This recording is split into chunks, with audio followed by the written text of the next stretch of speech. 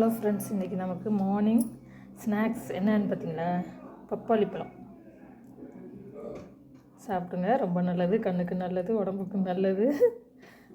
So பப்பாளி பழம் சாப்பிடுங்க, பழமாக சாப்பிடுங்க.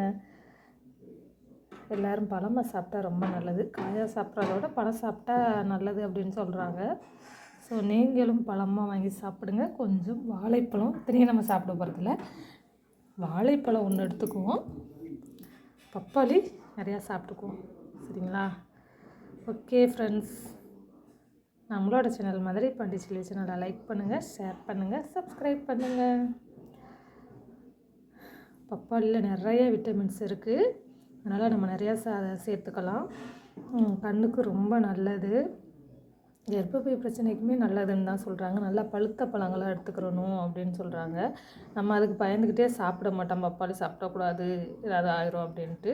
அப்படிலாம் இல்லை, நல்லா பழுத்த பழங்களை நிறையா சாப்பிடுங்க, உடம்புக்கு ரொம்ப நல்லது ஃப்ரெண்ட்ஸ். Okay friends, thank you.